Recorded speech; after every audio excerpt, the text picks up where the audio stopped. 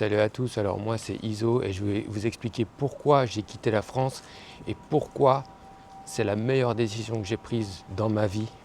C'était en 2012 et ça m'a permis de m'épanouir financièrement, physiquement, mentalement, tout. Et de devenir libre. Libre de vivre comme je l'entends. Aujourd'hui, voilà, j'ai mon business sur Amazon. J'ai investi dans des biens immobiliers au Japon, en France. Et je vais vous dire pourquoi c'est la meilleure décision que j'ai prise.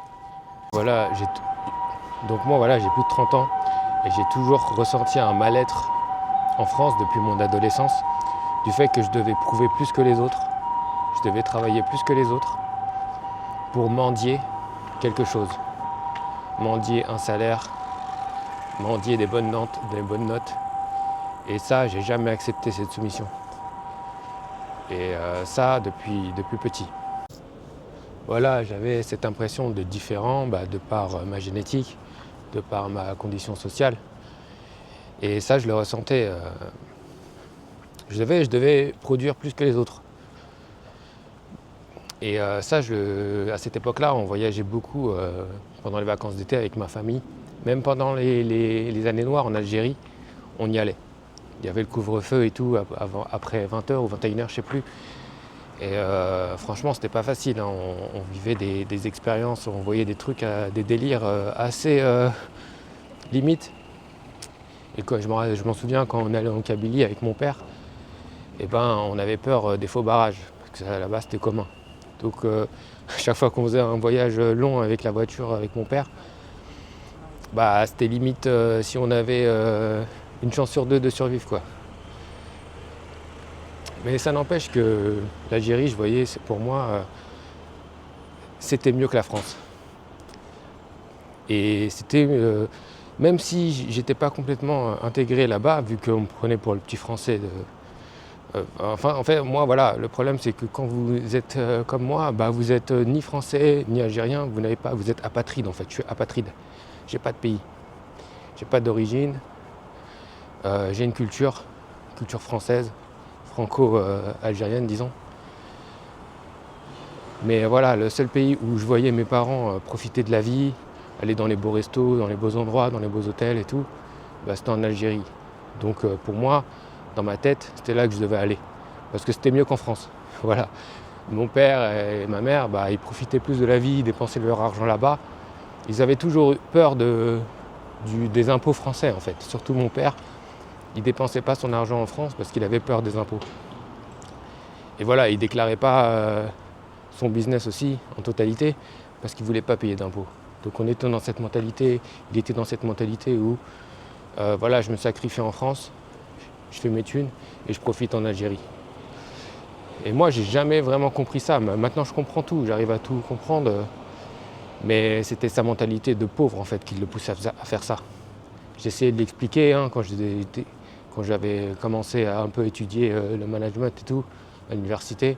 Je commençais à lui expliquer que ça ne servait à rien, qu'il fallait qu'il développe des bons bilans pour investir, pour améliorer son business. À savoir que mon père, il avait un hôtel, en fait, à Paris, super bien situé. C'était une dinguerie. Et quand j'étais étudiant à l'université, je bossais en tant que réceptionniste là-bas. Et je lui expliquais, je lui disais, papa, il faut que tu rénoves l'hôtel, tu augmentes le prix des chambres, tu automatises. Et tu vas sur... à l'époque, quand j'étais, il n'y avait aucune réservation sur Booking et tout. Donc c'est moi qui avais installé ça à l'hôtel. Mais il ne m'écoutait pas. Parce que malheureusement, mon père, il vient d'une famille pauvre. Même s'il est né, il a grandi en France. C'est en fait la deuxième génération qui sont arrivés en France. Mais il a grandi dans le Pré-Saint-Gervais. Et c'était un peu la racaille, quoi. Et il était dans la pauvreté et il avait cette mentalité. Donc je ne peux pas lui en vouloir. Voilà, donc en fait, grâce au travail à l'hôtel, en tant que réceptionniste, je mettais de l'argent de côté pour voyager. Donc je me rappelle quand j'étais étudiant à l'université, j'avais été en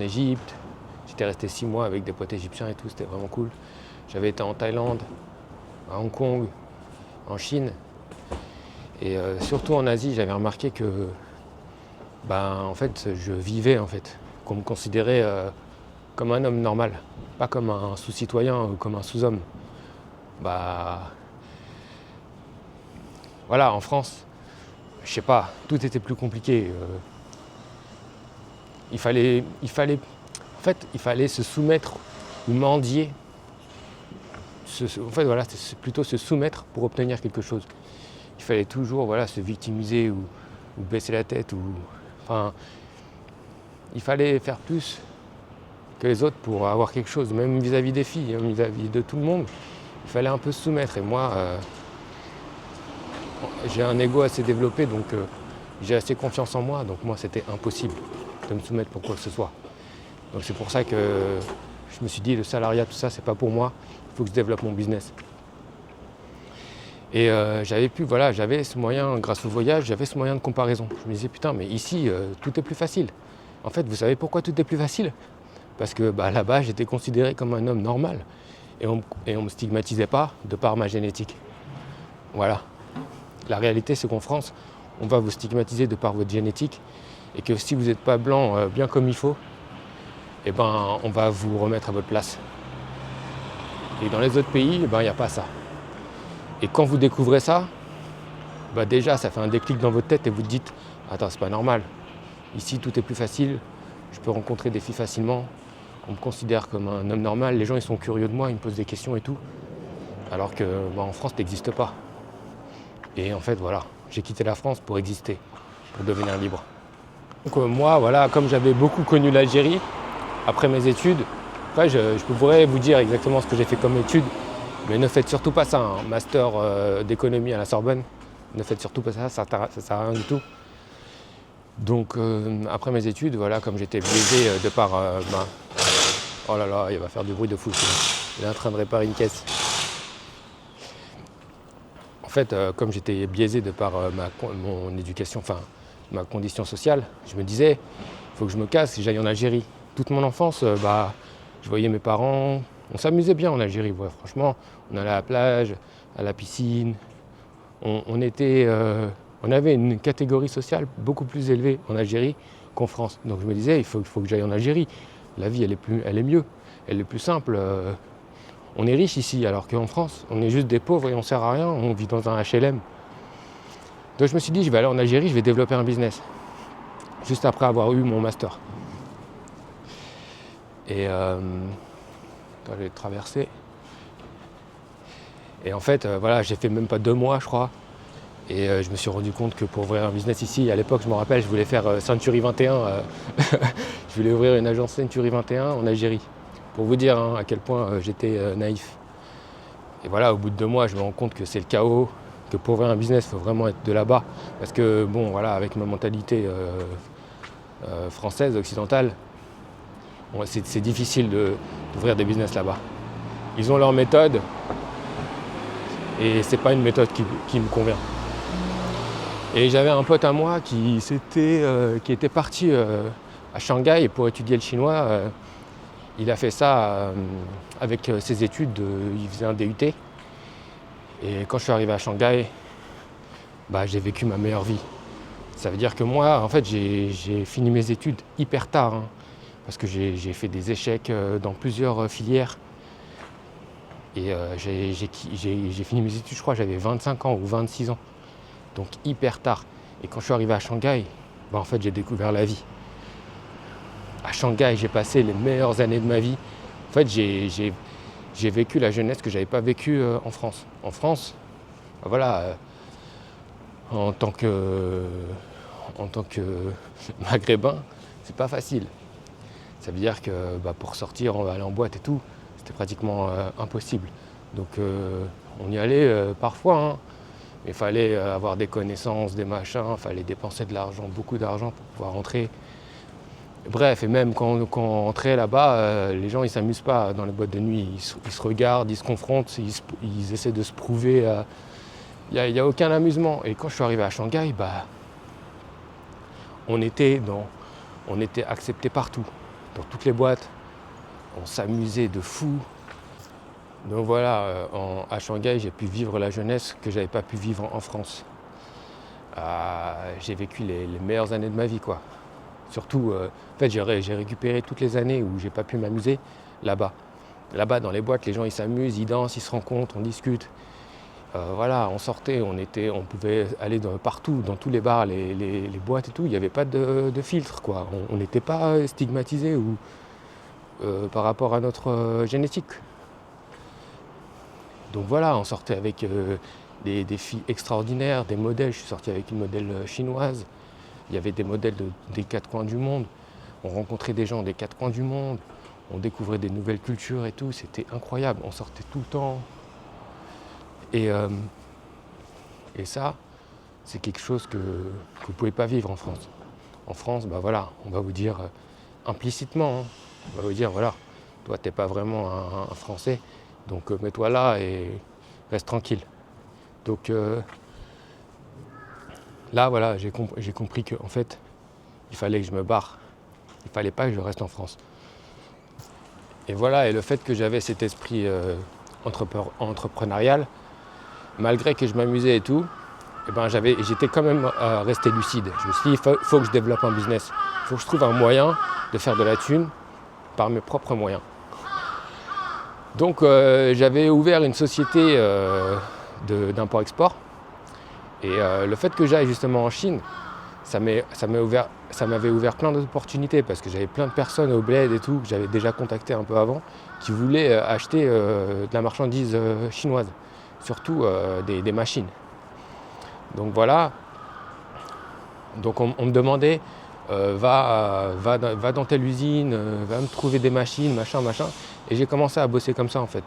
J'étais l'intermédiaire entre les usines, les industriels en Algérie et les usines en Chine. Donc je prenais des commissions entre les deux. Et j'avais ouvert ma société de trading comme ça en fait, à Hong Kong. Et c'est comme ça que j'ai commencé à faire mes propres sous. Et là j'ai découvert que je pouvais en fait faire mon propre business, mon propre argent. Et à partir de ce moment-là, c'était fini. C'était finito. Il fallait que je me barre. Et pour moi, j'avais réussi, mais avec le temps, en fait, ce business d'import-export, il y avait trop d'incertitudes. C'est un peu comme agent immobilier. On prend d'argent que s'il y a une transaction.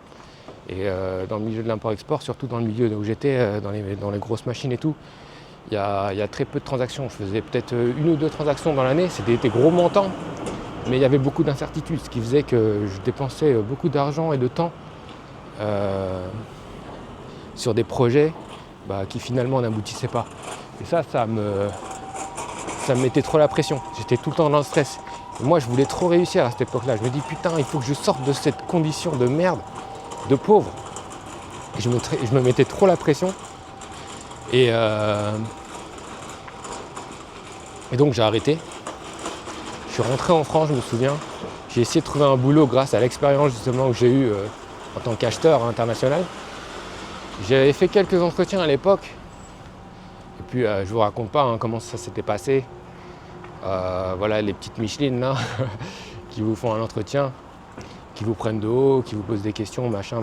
Eux ils savent tout, vous savez rien du tout. Alors que moi j'ai créé ma propre boîte. J'ai fait des transactions pour des gros montants. Je faisais même des transactions entre l'Algérie et la Chine et tout. Je m'occupais de tout. Je m'occupais de la paperasse, de la logistique, du transport, du contrôle de la qualité, de la négociation dans les usines. Je faisais tout. Donc voilà, je me souviens, j'avais un entretien pour le poste d'acheteur dans une société qui faisait du matériel pour les bureaux, paperasserie et tout. Papeterie, voilà, je crois que c'est ça. Mais gros, quoi, c'est des grossistes. Et moi, j'avais une grosse expérience de par le trading que je faisais entre la Chine et l'Algérie. Et la fille, la recruteuse, elle m'avait posé la question, elle m'a dit si demain je vous propose d'être magasinier, de mettre les produits en rayon et tout, vous me dites quoi? Je lui ai dit non, je refuse. Hein. Moi, je pense que de par mon expérience, Je pense que je serais capable de faire mieux et d'apporter mieux à l'entreprise.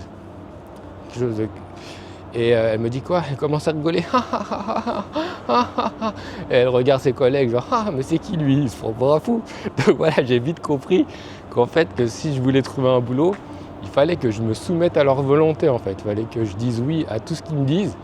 Et ça c'est impossible pour moi. Je ne pourrais jamais me soumettre à qui que ce soit pour obtenir même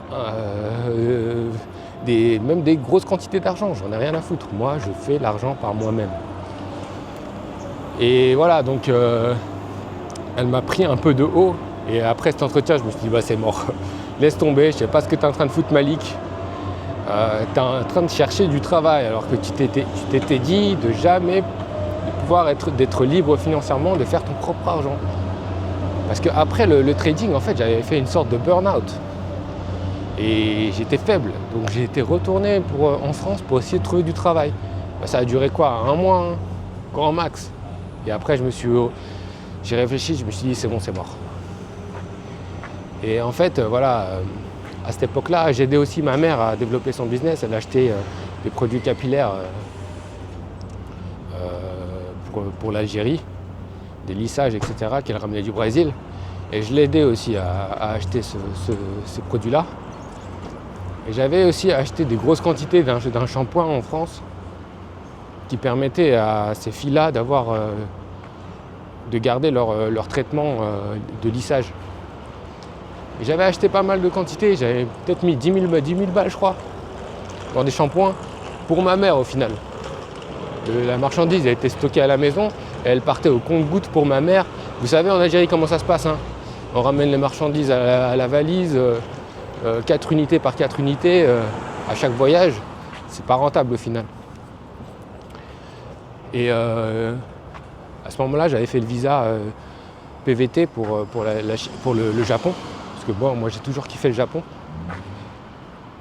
Et je commençais à avoir la trentaine, donc le visa il expire après 30 ans. Donc moi j'avais fait le visa juste avant d'avoir la trentaine pour être sûr pour garder ça en sécurité si jamais je veux aller au Japon.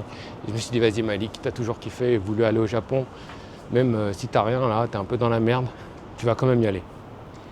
Donc je vais au Japon. Je vais au Japon, mais le problème c'est que j'ai pas de thunes. Là-bas aussi, je vis ma meilleure vie, quoi. Je vis comme la vie que j'avais à Shanghai. Je suis considéré comme un homme normal. Je vis ma meilleure vie, les soirées, les filles, les rencontres. Je rencontre plein de gens, je me fais plein d'amis et tout. Et je commence à flipper, parce que je commence à plus trop avoir de thunes. Donc je cherche un boulot au Japon. Et je travaille dans un restaurant français. Un japonais qui avait un restaurant français en tant que serveur je crois. Mais pas serveur, j'ai bossé qu'une journée en fait. En fait, il faisait des événements des déjeuners, dîners français. Et un jour il avait fait un événement pour Noël. Et il y avait un autre français qui taffait avec moi en tant que serveur. En fait, le restaurateur japonais, il avait loué un grand bus et il faisait les dîners dans le bus. Et le serveur français, là, il était déguisé en Père Noël. Et moi, j'étais choqué. En fait, voilà, on était comme des espèces de... On était un peu des attractions, quoi. Le gars, il était là, habillé en Père Noël, il faisait le clown et tout. Et moi, je regardais ça dépité. Et je me suis dit, putain, mais Malik, tu vas pas devenir ça, quand même. Et je te raconte pas ce qui s'est passé. C'est que le mec là, je me suis chié dessus. Je me dis, il va me dire, déguise-toi en Père Noël, toi aussi. Et en fait, le patron du restaurant, il m'a dit, tiens, vas-y. Il a vu que j'étais un peu réticent. Il sentait que j'étais pas la bonne personne pour ce genre de truc. Donc il m'a dit, tiens, vas-y, mets le chapeau de Noël. Bah, j'ai quand même mis le chapeau de Noël. J'ai mis le chapeau de Noël, mais ça, je l'ai pris pour une humiliation de zinzin.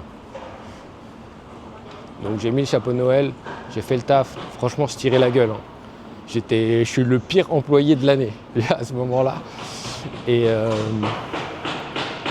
j'ai mis le chapeau de Noël.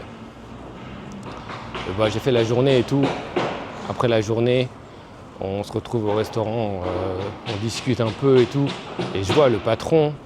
Après, il nous traite un peu comme des sous-hommes, en fait, j'ai remarqué, parce qu'il y avait la table du patron où il mangeait bien et tout. Et il y avait notre table des employés, c'est-à-dire il séparait les deux.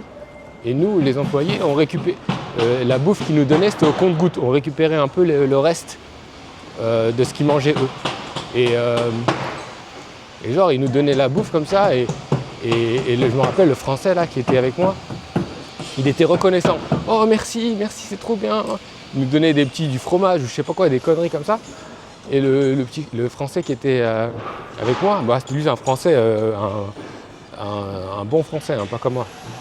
Il était hyper reconnaissant. Oh merci. C'était putain, attends, c'est une dinguerie. C'est-à-dire j'ai l'impression d'être une sous-espèce quoi. En fait, pourquoi je mange pas avec lui? Pourquoi je suis pas considéré égal à lui, alors que lui c'est juste un restaurateur de merde quoi. Il a rien fait d'extraordinaire, hein, il a un restaurant. Et ça, je me suis dit putain c'est quoi ce monde de tarés. Je me suis dit jamais de la vie je pourrais supporter ça.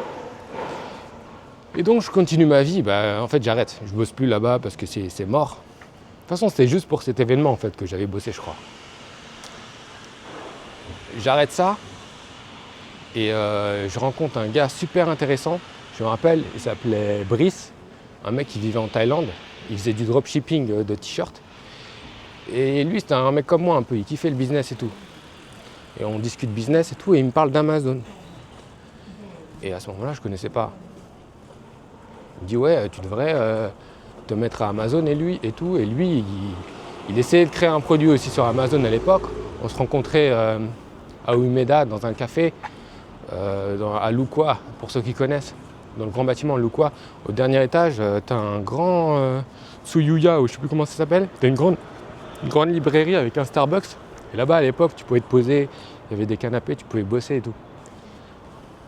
Donc on se retrouvait là-bas, on discutait business et tout. Et il me parlait d'Amazon. Et qu'est-ce que j'ai réfléchi? Je lui ai dit putain, mais j'ai tout ce stock de shampoing là qui part pas. Parce que j'avais acheté des grosses quantités, parce que tu es obligé d'acheter des grosses quantités dans les usines, ils te demandent des MOQ. J'avais acheté des grosses quantités de shampoing là, de ma mère. Et je me dis vas-y, on va tester, on va les mettre sur Amazon. Donc j'appelle mes soeurs, ma mère et tout, je leur dis mettez quelques quantités sur Amazon. Amazon, comment ça se passe? Il faut envoyer vos produits dans leur stock et c'est eux qui se chargent de tout après au niveau service client, expédition et tout. Donc toi tu as juste à gérer le stock, envoyer ta marchandise et ensuite faire ta publicité, créer ton listing produit, etc. Donc j'avais mis les produits et là je commence à avoir des ventes, ça commence à cartonner et tout. Et j'ai de plus en plus de marchandises, enfin je vends de plus en plus de produits. Et voilà, ça démarre comme ça. Après voilà, j'envoyais directement de l'usine aux locaux d'Amazon. Donc je pouvais tout faire ça, tout ce business-là, j'ai géré à distance. Donc voilà, j'ai fait ça j'ai développé en fait mon business Amazon quand j'avais rien au Japon. En fait, ça a toujours été comme ça un petit peu ma vie. C'est que j'ai fait les choses pour moi-même avant même de penser à comment je pourrais m'en sortir. En fait, je me suis poussé moi-même à je suis sorti voilà, de ma zone de confort et ça m'a poussé à développer de nouvelles idées, de nouveaux business pour pouvoir m'en sortir en fait. Donc je disais voilà, à partir de là, j'étais au Japon, je vivais ma meilleure vie à Osaka, ensuite j'ai été à Kyoto, j'ai pris des cours de japonais et tout. Et toujours tout ça grâce à Amazon. Donc j'ai pu développer ce produit-là qui avait à la base il n'y avait pas vraiment de marque, donc j'ai développé la marque autour du produit, j'ai créé de nouveaux produits, etc. Et j'avais une boîte qui tournait quand même. J'ai réussi à atteindre plus de 500 000 € de chiffre d'affaires et tout à la 3e ou 4e année. Et tout le bénéfice de la boîte, je l'ai utilisé pour investir ensuite après dans l'immobilier au Japon. Parce que j'ai toujours été passionné par les maisons japonaises traditionnelles qu'il y a à Kyoto. Et en fait ça m'a aidé et je pourrais vous raconter comment j'ai commencé à investir au Japon. J'ai réussi à faire pas mal de plus-value, créer des maisons hyper rentables à plus de 15, 20, voire plus de 20% de rentabilité grâce à la location saisonnière. Ça, je pourrais vous en parler dans une autre vidéo, mais voilà pourquoi j'ai quitté la France et pourquoi c'est la meilleure chose que j'ai fait et qui m'a permis d'être libre aujourd'hui financièrement et de pouvoir investir dans l'immobilier. Donc, barrez-vous.